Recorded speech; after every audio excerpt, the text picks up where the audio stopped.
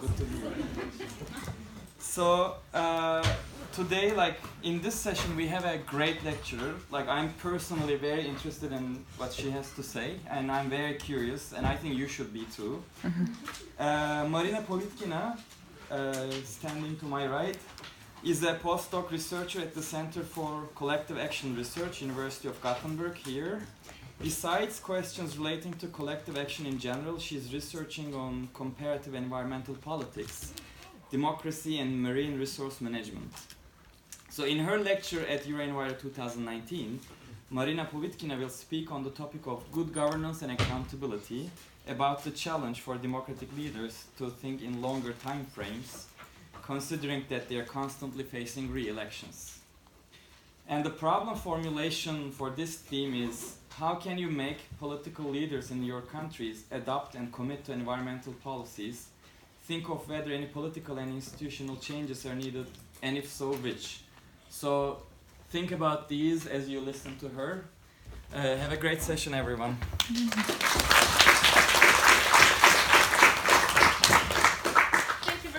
Presentation, so I don't need to say much more because it was quite comprehensive. I really appreciate that you mentioned the tasks from the beginning, because I think it's easier to listen to the lecture when you know what the goal is and what the assignment is. And first I need to ask you, how many of you have taken a course in social science and political science?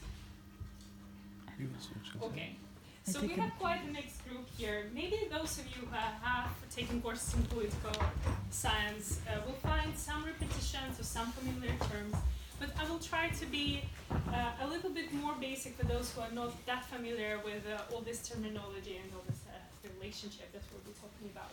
So in the lecture today, we will talk about governance and accountability, but more specifically, how these factors affect environmental sustainability and how sort of good governance and accountability could help or favor achievement of sustainable development goals. So perhaps we'll not talk about it as a goal in itself, but like a precondition to reach other goals. First of all, to introduce the complexity of the topic, I first will talk about the characteristics of environmental problems and how these characteristics of environmental problems, what implications they have for democratic accountability, and how good governance can help democratic accountability, or how bad governments can hamper democratic accountability. And we will talk sort of in detail what all these fancy concepts mean. So first of all, what you have to understand about environmental problems, environmental sustainability, and actually many of the sustainable development goals in general, is that many of them have take a really long time to achieve. Environmental problems in particular, they're not first priority for the voters, for the people. Usually people first would focus on economic growth, on securing their income, on reaching some stability, on they would prioritize healthcare, education, health for their children, etc., etc. So something as environment is usually not in the front, not on the top of your head most of the days. When any of the policies to protect the environment are adopted, it takes a really long time before we can see any of the changes. For example, these are most common greenhouse gases. Methane takes around 12 years to completely disappear from the atmosphere when after the policy actions has been taken, the first steps to completely ban it from the atmosphere. And those of you from environmental sciences might know much more than me, so please feel free to correct if you think that it's outrageous. And the nitrotoxin, for example, takes around more than 100 years to disappear. Well, carbon dioxide doesn't disappear, but participates in carbon sequestration in the ecosystems. And none of the governments really sits in the parliament for so long. So it's very difficult for, let's step one step back. So people, when they estimate any progress on the policies, it will be difficult for them to follow these changes after 12 years, under 100 years, when most of the problems will be transferred already to the next generations. So it really takes a long time before people can see any changes, or if they can see any changes at all. Let's say if there are any water quality changes after any policy actions, people might might not notice this gradual change. Or if there is a deterioration in the water quality, people might adjust their tolerance level to the new water quality level and simply not notice any changes. So it's very difficult for them to sort of make the governments who implement these policies or take these policy actions accountable for these long-term policies. So it's not the first priority. It's barely visible for the voters. Water quality changes, air quality changes, deforestation. Unless people check the statistics, they cannot see how much forest, for example, has been cut. And if they can observe changes, it takes a really long time. Often also environmental issues, they are more concerned with preventing damage, fixing damage, rather than building something new. It's not building a hospital, not building an education that people can immediately connect to government actions. It's more subtle, more slow-moving. And here, the picture shows very well how politicians are incentivized to think about these types of long-term problems with very low visibility.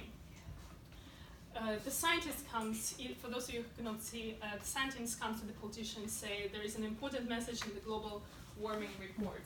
And the politician says that the Earth will warm only 0.03 degrees by the next election. So the priority for the politicians is to get re-elected, is to stay in power. And there will always be an incentive for them to deliver the goods that can be easily visible for electorate.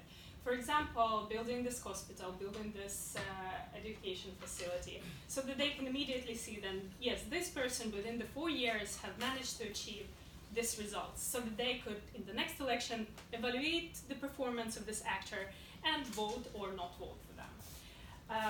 Well, when we think about these issues as environment, there is no natural incentive for the politician to focus on something like this, unless there is some additional pressure that would make politicians to think more long-term.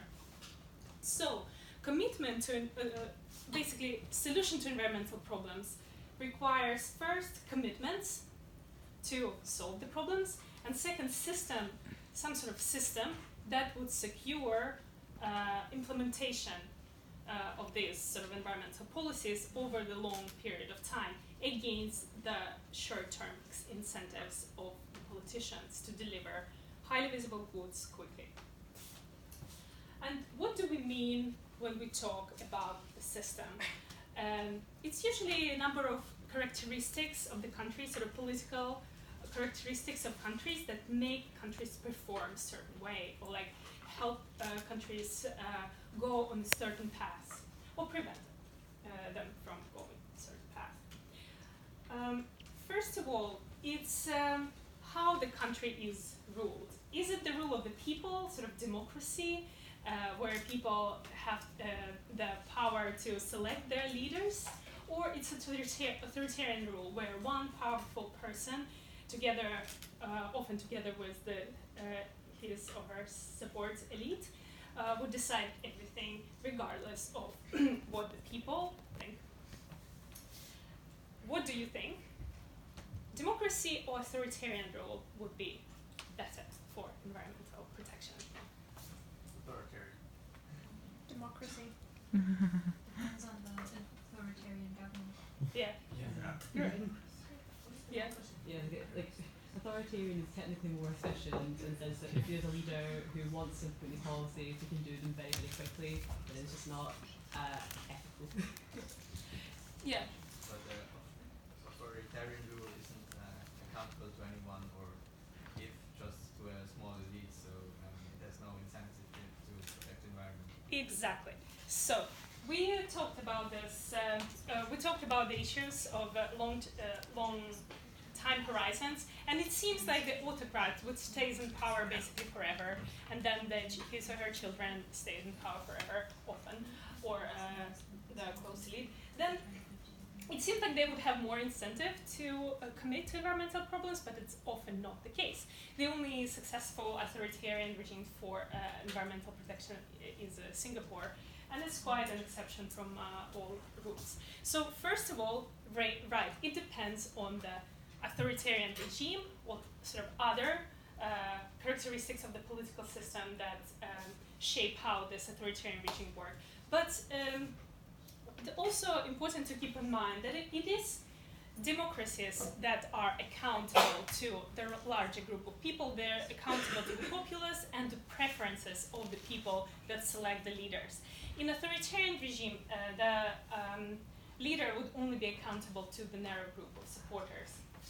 Through the free and fair elections in the democratic system, people can hold politicians accountable and not vote for them if they don't deliver on their green preferences. If people are free to associate into different civil society groups, NGOs, they can put pressure on the politicians to adopt green policies. If there is free media, which is often not the case in the authoritarian regimes, it is more likely that environmental issues get connected to political failures, and people are more likely to hold politicians accountable for these environmental problems. So sort of democracy has a number of mechanisms, or like a number of rules by which the society functions that favors environmental protection, despite the fact that in theory authoritarian rule would be more like, it seems like authoritarian rule is more likely to commit to something longer. It's just in practice not often the case.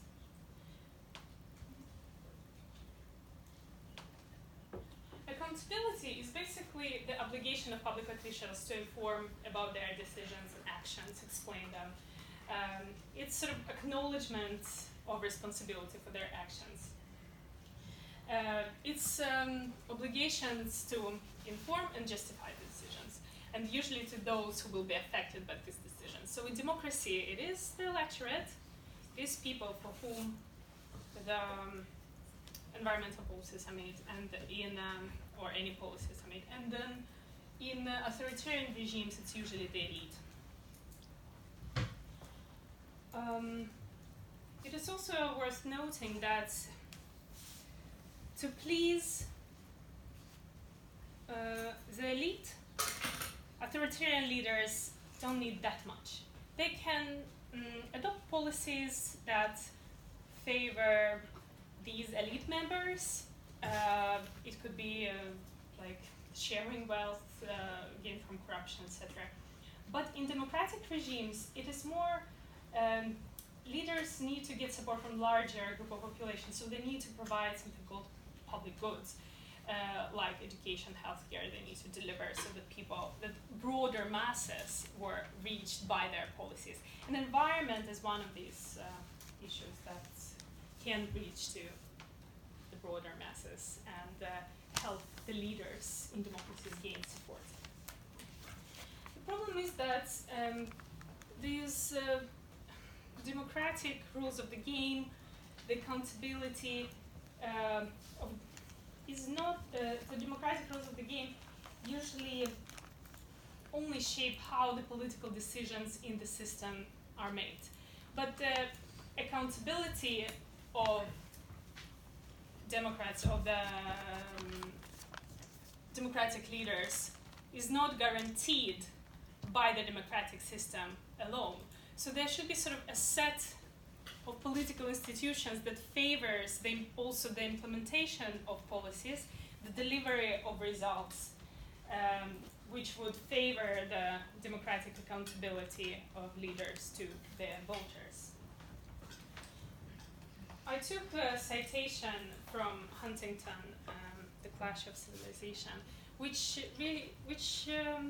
I think demonstrates it really well. He says governments produced by elections can be inefficient, corrupt, short-sighted, irresponsible, dominated by special interests, and incapable of adopting policies demanded by the public good. And these characteristics don't make these systems undemocratic. They make them undesirable, but they're not less democratic. Therefore, sort of democracy and democratic rules of the game, they should be distinguished from other characteristics of political systems. And what we mean by these characteristics of political systems. So in political science, we talk about institutions, or institutions are institutions as rules, as norms, as sort of traditions by which societies function. Basically, in political science, every time you hear institutions, you can equate it with rule or norm. And there are formal institutions or formal rules, like, for example, laws, constitution, which shapes how the societies function, usually defined by territory, so limited to a nation state. And there are informal institutions. These are also rules of the game and norms by which societies function, but they're not written like formal rules. And one of the examples of these informal institutions or informal rules are, for example, tips. If you go to the US, you know that you have to give tips, otherwise it's considered very impolite. But it's not written anywhere that you have to. People just know that you do that. If you come to Sweden and you tip, it's you just learn that you don't have to tip in the same way as in the US. So it's also not written anywhere that you don't have to give tips, but it's just a social norm that you don't. So tips is some sort of social institutions, some sort of informal institution. Another informal institution is corruption.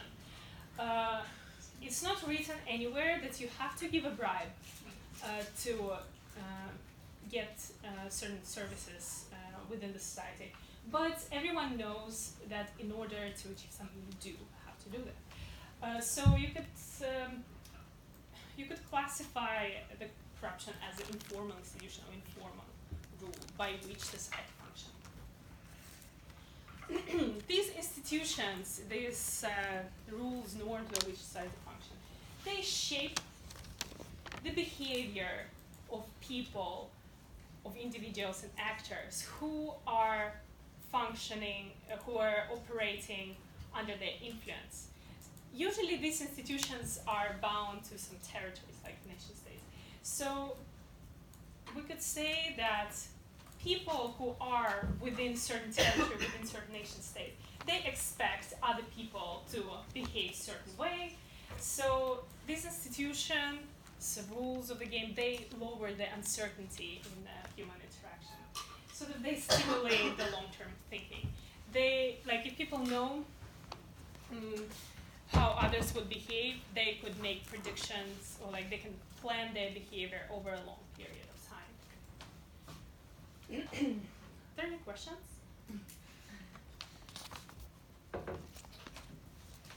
All right.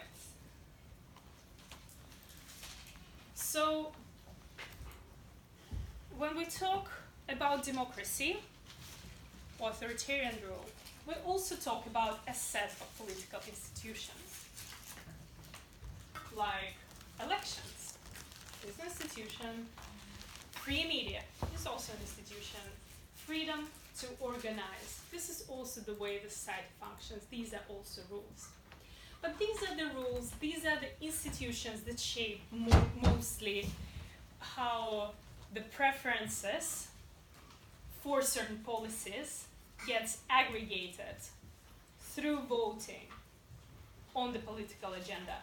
So by people voting, by parties organizing, by civil society organizing, civil media spreading the word, these institutions shape how preferences of the public go on the political agenda. While these democratic set of rules, they don't guarantee the implementation as we. So now we will talk about research, or summarize the research that tries to investigate which institutions actually help implementation of policies. And in the end of this part of the presentation, I hope I can convince you that these are also institutions that might help long-term thinking in political systems. So these rules of the game, institutions, political institutions that ensure implementation or like help implementation, they usually involve absence of corruption, effectiveness of administrative apparatus or bureaucracy to implement the policies, to design the action plans that are doable, that are effective for reaching the goals, and the prevalence of law, the rule of law in the country. So here is what it all means. So usually this set of institutions, so this set of rules, is referred to as good governance, which ensures the capacity of the government to effectively implement policies, or quality of government. And this good governance is a concept developed by the World Bank, and this is a very, very, very broad concept, especially if you ever encountered the worldwide governance indicators. They basically include all institutions within the state, political violence, elections, etc. So in political science, we tend to not use this concept that much, because it's rather broad and just describes everything good that political systems can do. But to make it a bit more narrow and narrow down this sort of the discourse on the institutions that, or rules again, norms, that help implementation of political decisions, we use this term, quality of government that implements the decision.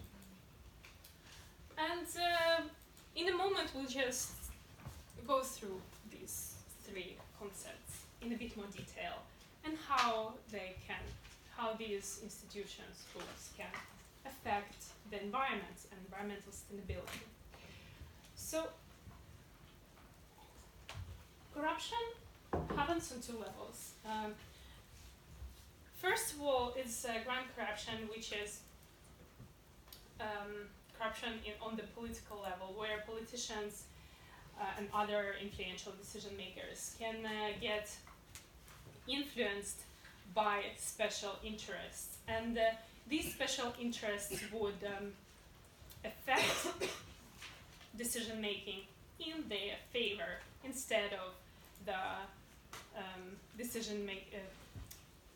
turning away sort of attention from the decision making for the public good. One example of this corruption can be simply bribery, or financing, let's say, of political campaigns by favors. And usually these financing of political campaigns by the businesses is legalized in many democracies, but it's often not referred to as corruption, but in the Western world. But there are several discourses that draw the connections that this favoritism kind of could equal to corrupt practices in the more developing countries. And one example of this sort of informal, or like informal corruption sounds weird, but corruption that is not really conceptualized as corruption is lobbying by businesses to political decision making against environmental interests towards their business interests.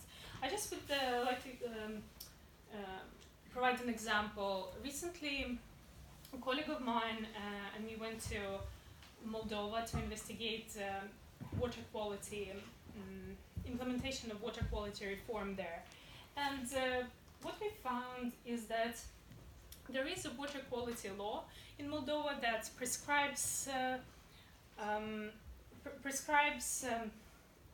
work towards improving water quality to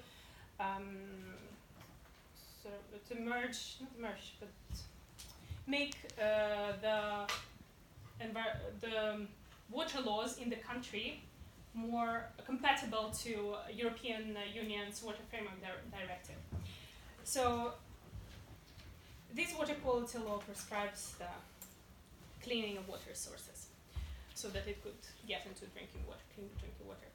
But there are big businesses in Moldova that extract sand and gravel from the main rivers in Moldova, and sand and gravel have purifying qualities for the water. So if you extract sand and gravel, the natural cleaning processes of the water get disturbed. And in order to avoid this problem, there was a transportation law that was adopted alongside with the water quality law, water protection law. And this transportation law prescribed increasing the depth and breadth of the rivers in order to improve navigation on these rivers. And some of our interviewees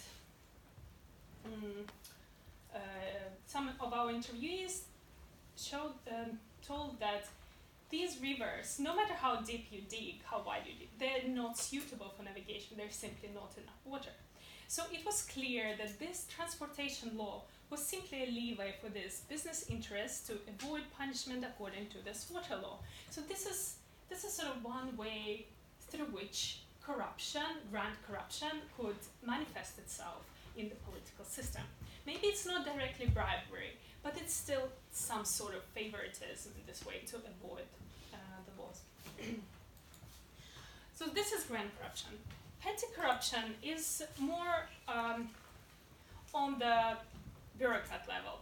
This is when inspectors get bribed, where policemen get bribed. For example, when poachers in the forest try to smuggle the game, they might bribe the inspectors of the national park to go through unnoticed and get out of the punishments. Another example could be, for example, when inspectors go to the factories to monitor emission levels, and they would underreport emissions for the bribe, again for these actors to get away with punishment. So more sort of street-level bureaucrats. Not connected to environments, petty corruption is corruption to doctors, corruption to teachers, and so on.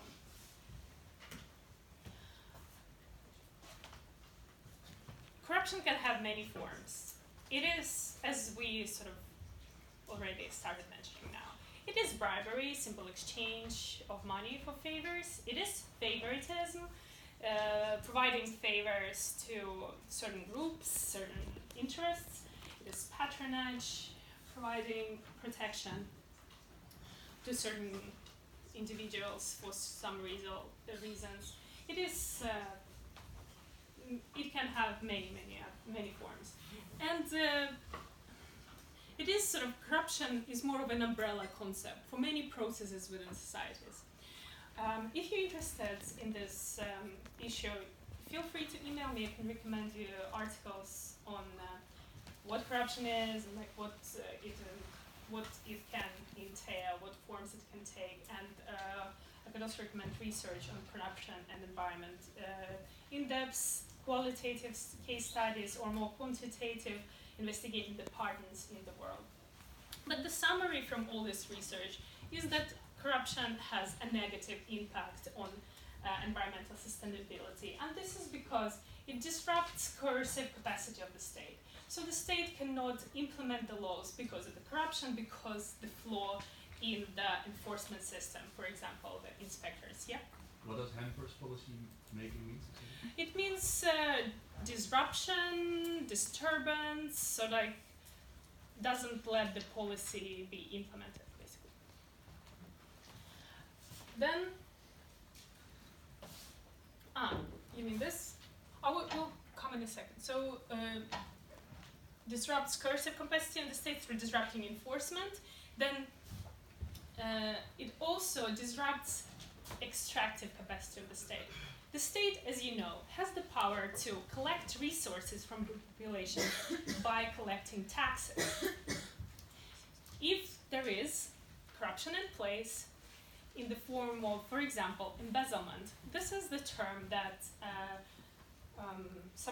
that means that public officials steal public resources from the budget for their own gain.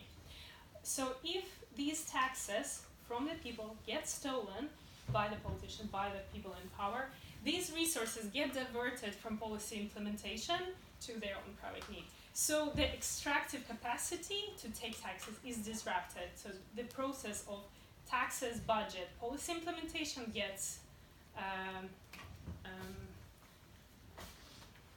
disrupted. Let's come up with another word.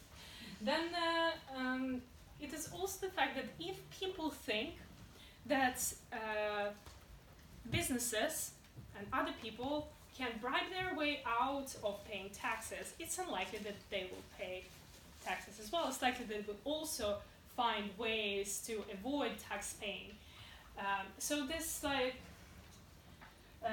corruption decreases the trust between individuals that others will pay taxes, that tax collection will be enforced. And by this, these mechanisms of corruption decreases extractive capacity of the state, decreases the amount of, sort of money that gets allocated to the actual policy implementation.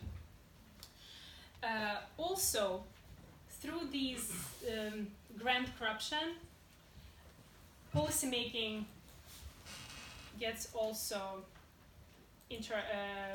disrupted. So like pro-environmental policy making, and this is concerning the question. Like if there are special business interests that can gain favors to represent their own interests on the political agenda instead of environmental interests, it's unlikely that environmental interests will be followed through. So in this way, through corruption, grand corruption hampers policy making. Is this clear? So the hampering policy making is the example that I told with Moldova, basically. And it also, people are less likely to comply with the laws if they know that environmental policies are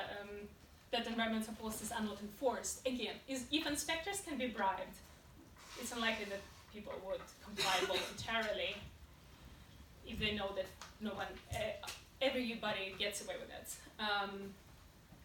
with non-complying with the laws. And these are all direct effects through which corruption can hamper environmental protection or commitment to implementation of environmental sustainability goals, but it also it hampers economic growth. Corruption decreases sort of business, worsens business environment, decreases economic growth, and economic growth is often said to affect the environment. This is quite a complicated relationship. if you're interested, I could send more articles on this, so you can investigate it online. But these are sort of the main mechanisms through which you could sort of keep in mind by which corruption can hamper sustainability. And now we get to really difficult stuff. So I'll talk very slowly. So first institution that we thought that could hamper environmental policy making or policy making and policy implementation is corruption. Then another institution or rules of the game that shape implementation of environmental policies are those that connected to how public administration works, how bureaucracy works, what they do sort of to implement the policies, like how their everyday life in the bureaucracy is shaped for them to sort of perform their tasks, commit to implementation of environmental policies and so on. And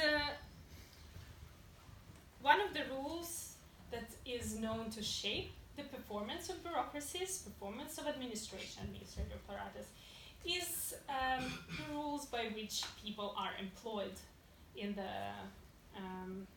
this administration. So if people got there to the public positions because they passed exam, they applied to the position, passed exam, and got sort of the necessary education to be in this position, it's more likely that these people would be committed to the goals of their profession. It's more likely that they will be competent for their jobs than people who did not pass exam and still got the job. And in which situation it happens that people get to the position without passing an exam is when there is political patronage or nepotism, where politicians put their friends, family, relatives on the positions of bureaucracy or some sort of supporters on these positions. Political appointments to the bureaucratic positions is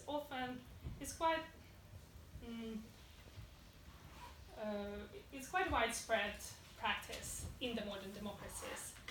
But still, research shows that those people who got to the positions through the meritocratic recruitment do perform better than people who got the positions through political appointments. People who are there for political appointments that can be competent, they can be incompetent, but people who got there by merit, it's likely that they are competent to do their job. Yeah. To get from the meritocratic position, who sets the exam and the rules? Is it the political party that says we want a person that fulfills these criteria, or is it like a national, non-political party orientated? How? It's usually there are just rules of the employment that are set for the recruitment into public administration. They are usually set for quite a long period of time. Sometimes they're prescribed by constitutions, sometimes they're separate laws, but it is possible that these laws get changed. And if we talk about political appointments, then it's usually parties that appoint their supporters, let's say, or someone from the party to rule the bureaucracy in the way that would align with the preferences of this party in government. That's the question.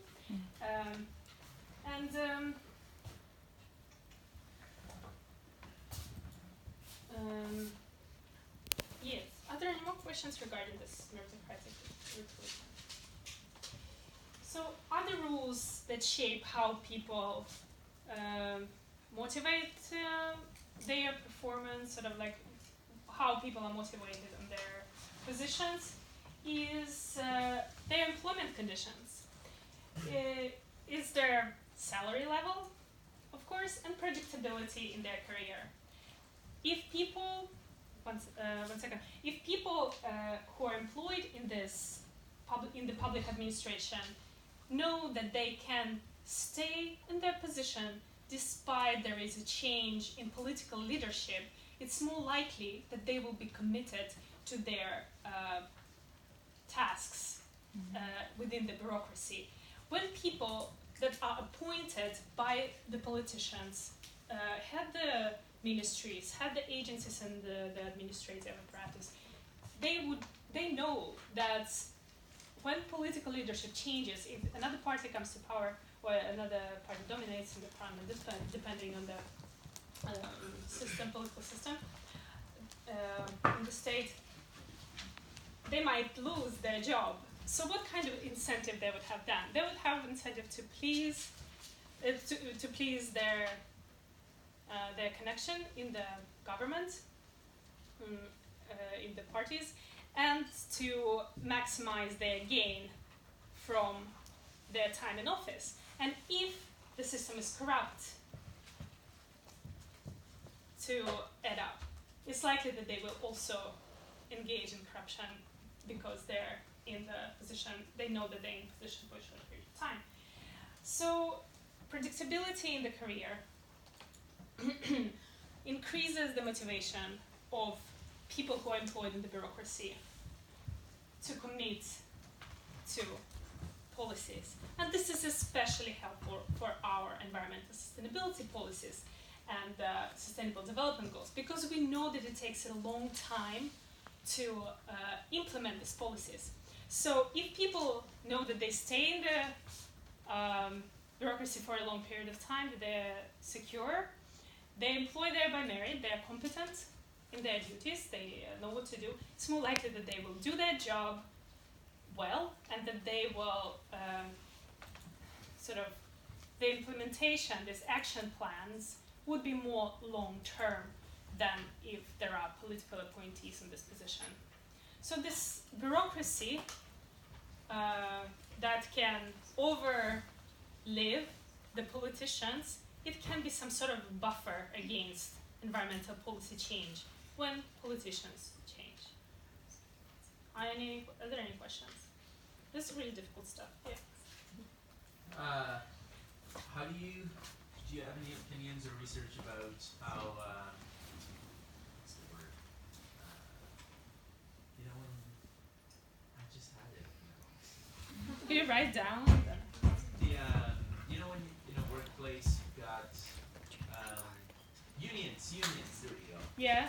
Unions and how they affect a meritocratic workplace and whether it suppresses accountability and bureaucratic quality. Unions. I have not done this research myself. It's a very interesting question. I would judging my experience with this is my experience in Sweden. It seems like it favors merit very much. Because in Canada, a lot of municipal governments are unionized, and you've got a lot of these, quote-unquote old farts in these bureaucratic positions that kind of don't do any work and aren't effective, and you can't fire them. Because of the long term, because of the predictability. That's a really great point, I think, and it's another side of the coin, right? I would guess that's an interesting question for research to investigate what could motivate this type of people who has been in the system for a long time and where maybe the environment was not a priority then, and they were not there. And it's also interesting what's happening in environmental industry and environmental ministry, and if this affects the performance of this ministry as well. Maybe there is some conflict between political decision making. Maybe they want to implement environmental issues and then implement environmental policies, but the ministers are sort of sluggish. That's an interesting question. I just realized, I think it's super interesting because I feel that all the bureaucratic systems are we say they're inefficient because people stay super long. Would you say that these inefficient systems are a necessity for strong institutions? because of that, because of the bureaucratic quality? I mean, This can you inefficient systems are a necessity.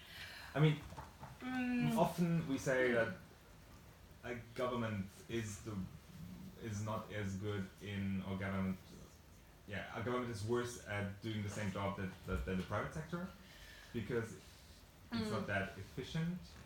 Maybe also because people have, they can stay in their jobs for longer. There's not. But it's also because of many times it is because of the red tape and all this huge processes that needs to be sort of a lot of papers that need to be filled in order for anything sort of to be done. But still, if we talk about commitments to environmental protection, it is a debatable question, but I still think that commitments from the national governments and strong enforcement from the national governments, which is handled through bureaucracies, would bring necessary, if not the most important contribution to solving environmental problems. So I don't think that the primary driver of environmental protection would be private sector, and you're very free to argue with me on this. But if private sector could be a driver of an environmental, could be one of the drivers of environmental protection, I still think that national governments, states, and all the enforcement apparatus is at least necessary part, I would say. And that's why we need to understand how they work. And despite the red tape, we still need to sort of understand what are the favorable conditions there. So it's hard to generalize as well about what's sort of good, what's bad. Some countries have more efficient bureaucracies than others. And it's also good to look at environmental bureaucracies in particular, and sort of the combination of factors there. So it's very hard to generalize here, I would say. Mm-hmm. You just said that some countries have better bureaucracy than others. Do you have examples? More efficient. More efficient, but do you have examples? Estonia's great, France is shit. I knew about that. Some,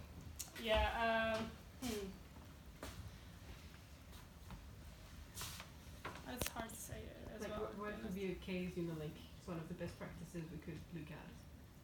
An example is coming to mind. Australia, they pass that gun control law immediately after shooting happened, maybe. New Zealand.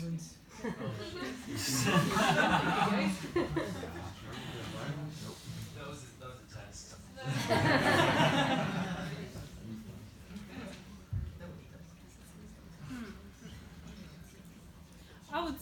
I would say Sweden, but it's hard to say because Sweden has such a complicated bureaucracy, but at least the predictability in careers, etc. Yeah.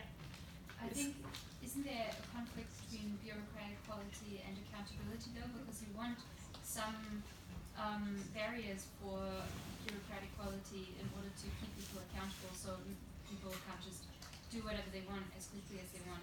But at the same time, if you do that, then that decreases the speed at which things can happen and the quality and so on. So I don't know, I feel like there's a conflict between both of those things. How do you on the one hand, but on the other hand,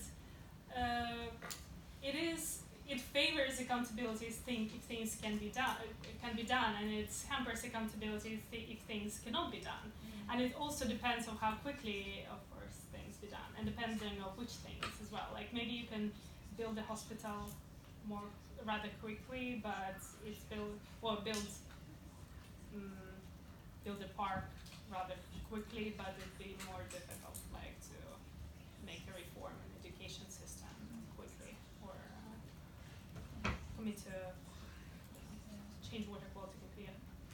What I mean is sort of for example, in China they can build huge train systems, infrastructure systems very, very quickly because they don't have to listen to all the different people who are like, but it's going through my home, like the back of my home, and I don't want the train there and so on, because there's not that many, like because it's not a democratic institution. But there's still bureaucracy. China is actually known for its efficient local bureaucracy. Yeah, that's, but like in a democracy, how can we have like a fast bureaucratic system while also keeping the system accountable to the people that it's supposed to serve? Great question. How can we build a bureaucracy? That's I would say it's $1 million question. I think it's just digitalization is a big part of it. Okay. I mean, I think if we look at the Great point. if we look at what's possible, I mean, we use apps that are like so easy to use, and then you go online, you want to make your taxes, and it's like you go crazy. I think all the solutions are already, like many solutions are already there, and it's just make it as user friendly as using an iPod or an iPhone, and then. I hope you're in the group in the chat. I really want to I hope I can have access to your task assignments solutions, so the solutions to the task, because it's super interesting, and I'd love to hear all these ideas. Yeah. I just want to reply to Zoe that last semester I was writing a research paper on war and peace and war and peace and climate change and environmental protection. And I read a paper saying discussing whether the democratic countries are more efficient in political commitment and political outcome compared to non-democracies.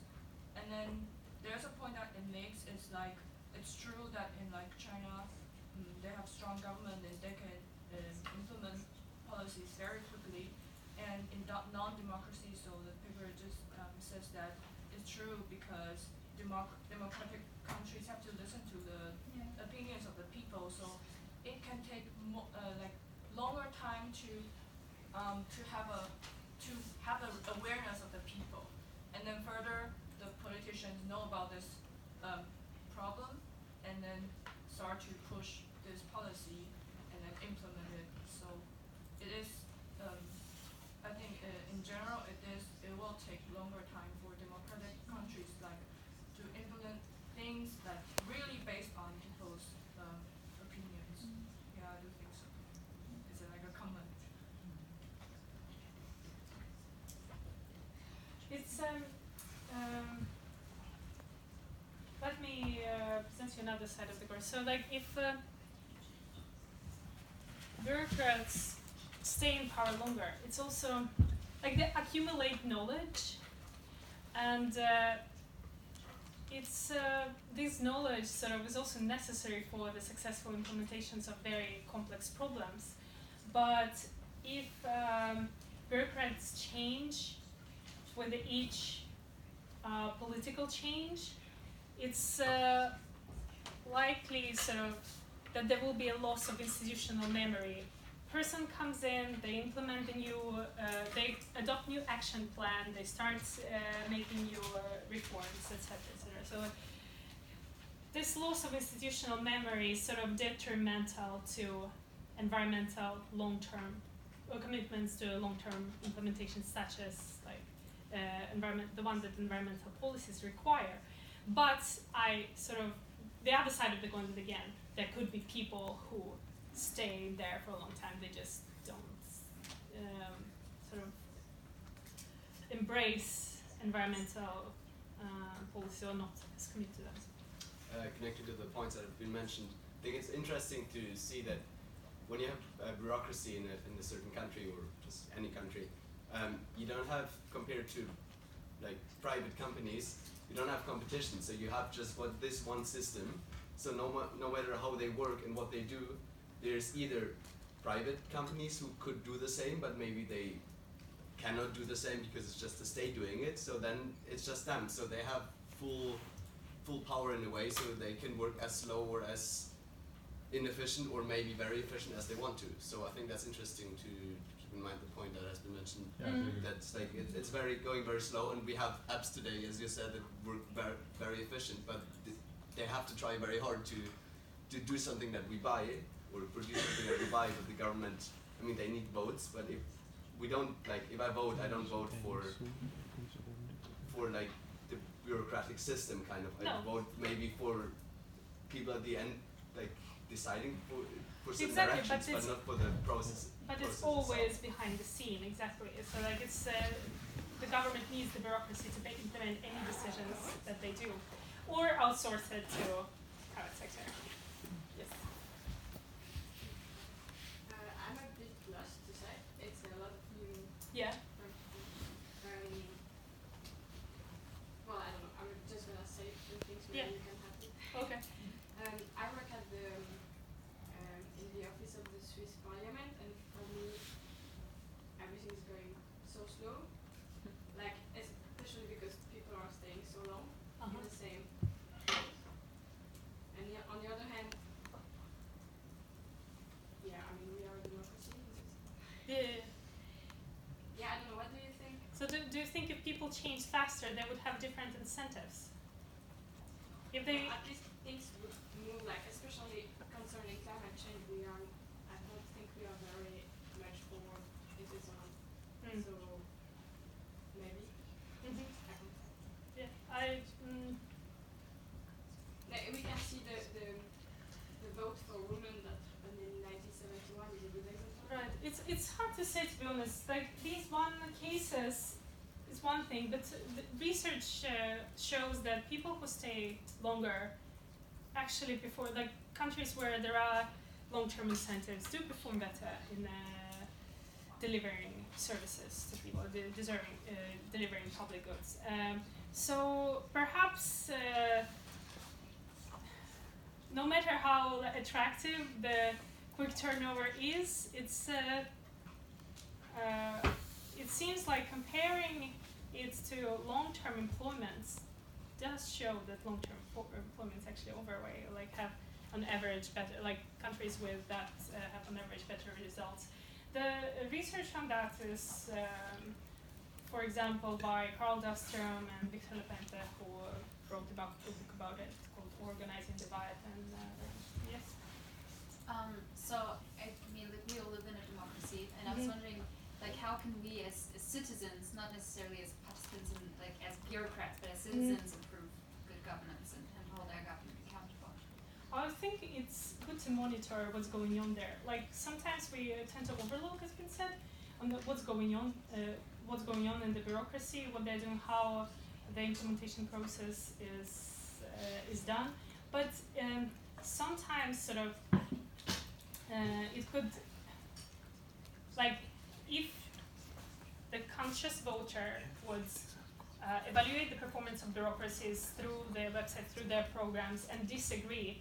I mean, there's so many. You could start a movement of pushing the reforms towards bureaucracy change. You could vote for government, for parties that push for bureaucracy change, or go to work in public administration apparatus and try to see if this can be changed. Do you have research on ways to get governments to have more efficient bureaucracy? Like, has there been research on how to achieve that? It's there have been sort of certain case. This book that I mentioned, it has a lot of interesting case studies.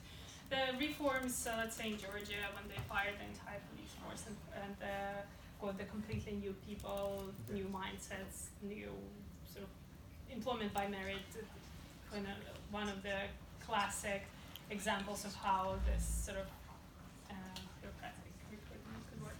Should we finish that? Yeah, I was actually going to we announce that, so we kind of have to finish soon. So maybe you should wrap up, and then we can maybe give them a couple of more minutes to ask questions. Okay, sounds good. Yeah. So I just try to finish what I planned, or at least the main points. Set of institutions that guide bureaucracy, set of institutions that guide